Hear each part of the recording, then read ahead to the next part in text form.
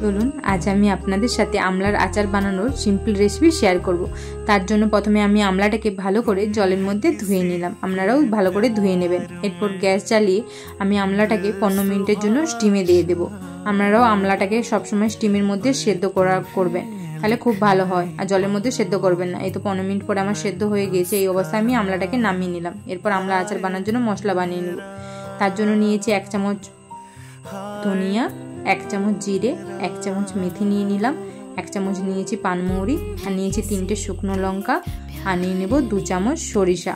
আপনারা সাদা সরিষাটাও ব্যবহার করতে পারবেন। আর নিয়েছি ভিনিগার, আর অল্প করে একটু হিং নিলাম, আর 1 চামচ নিলাম ফোড়নের জন্য কালো জিরে। বাস এটাই আমার লাগবে আচার বানানোর মশলা। প্রথমে আমি সর্ষেটাকে ভালো করে রোস্ট করে নেব, একদম হালকা করে 1 মিনিটের জন্য রোস্ট করবেন, হয়ে যাবে।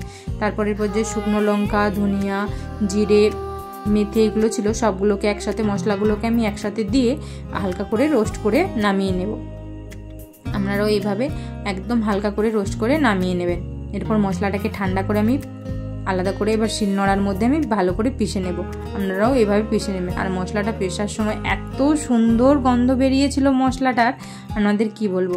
তো আমার ভালো করে মশলাটা গুঁড়োনো হয়ে গিয়েছে, আমি তো গুঁড়িয়ে নামিয়ে নিলাম। আর আমি সর্ষেটাকে আলাদা করে গুঁড়াবো, এই জন্যই সর্ষেটাকে আমি আধো আধো করে রাখবো, আমি একদম পিষে ফেলবো না।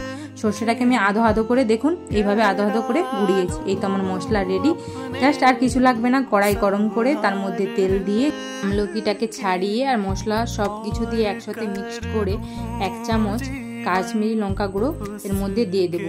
আমি জাস্ট 2-3 মিনিট ধরে নাড়িয়েছিলাম। নাড়িয়ে পর নামানোর ঠিক আগে আমি যে ভিনিগারটা নিয়েছিলাম ওই ভিনিগারটা দিয়ে আমি বন্ধ করে দেবো। ভিনিগারটা এই জন্য দিলাম যাতে আমার এই আচারটা 1 বছরের উপরে রয়ে যাবে। আপনারা অবশ্যই লাস্টকালে ভিনিগার দেওয়ার চেষ্টা করবেন, তাহলে দেখবেন আচারটা কখনো খারাপ হবে না। এই তো আমি ঠান্ডা করে এরপর আমি একটা জারের মধ্যে স্টোর করে নেব।